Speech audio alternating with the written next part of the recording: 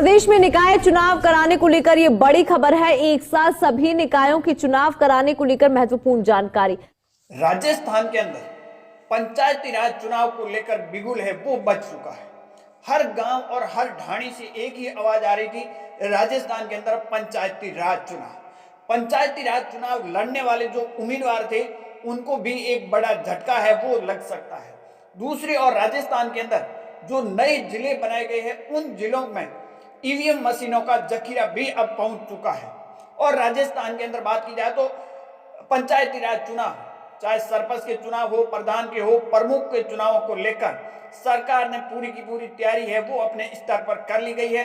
तो दूसरी ओर चुनाव आयोग भी तैयार है, क्योंकि राजस्थान के अंदर बात की जाए लंबे समय से एक ही मांग थी कि पंचायती राज चुनाव हर गांव और हर ढाणी का अगर विकास कराना है तो पंचायती राज चुनाव जरूरी था।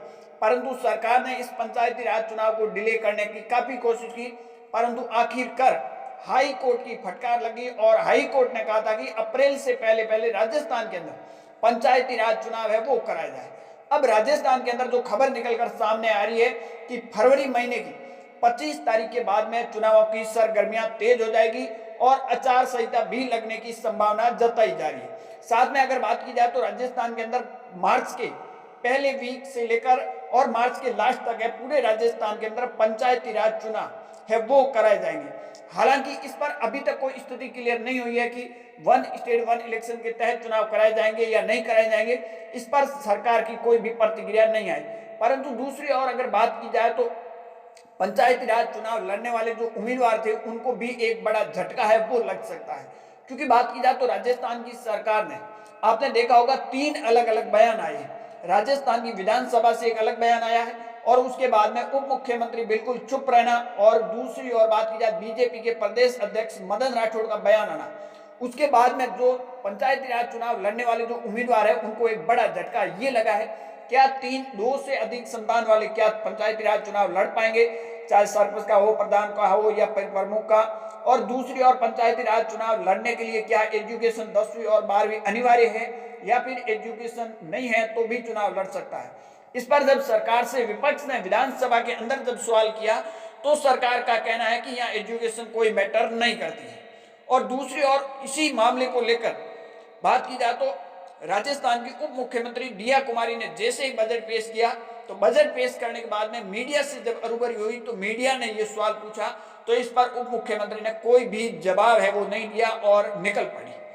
और उसके बाद में आपने देखा होगा कि बीजेपी के प्रदेश अध्यक्ष मदन राठौड़ ने कहा कि एजुकेशन 10वीं और 12वीं पंचायती राज चुनाव में जरूरी है और हम लागू करेंगे। अब यह 3 बयान अलग लगाए, उप मुख्यमंत्री का नहीं बोलना, विधानसभा में अलग बयान देना, और बात की जाए मदन राठौड़, क्योंकि मदन राठौड़ बीजेपी के और बीजेपी की सरकार है तो मदन राठौड़ का कहना कि जरूरी है।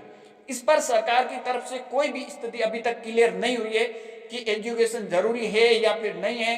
2 से अधिक संतान वाले, क्योंकि 2 वाला संतान वाला जो कानून है ये भेरू सिंह के टाइम से लाया गया था, परंतु उससे है वो अशोक गहलोत की सरकार, वसुंधरा की और अब भजनलाल की सरकार में राहत देने की खबरें आ रही थी, परंतु सरकार ने इस पर अभी तक कोई स्थिति है वो क्लियर नहीं की। दूसरी ओर पंचायती राज चुनाव नहीं कराने की वजह से केंद्र सरकार की तरफ से करीबन 3000 करोड़ रुपए का राजस्थान के आम जनता जो गांव और ढाणी के अंदर बैठी है उसको सीधा का सीधा नुकसान हुआ। क्योंकि जो केंद्र सरकार के द्वारा जो दिया गया फंड था 3000 करोड़ रुपए वो केंद्र सरकार ने रोक दिया गया और केंद्र सरकार ने ये हवाला दिया कि आपने पंचायती राज चुनाव कराए ही नहीं है तो हम ये पैसे क्यों दिए जाए।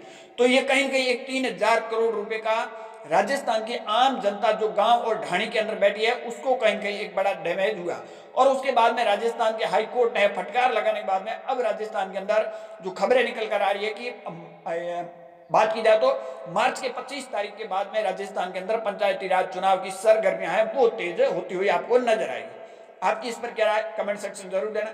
ज्यादा जानकारी के लिए हमारे यूट्यूब चैनल और फेसबुक पेज को जरूर फॉलो कीजिए।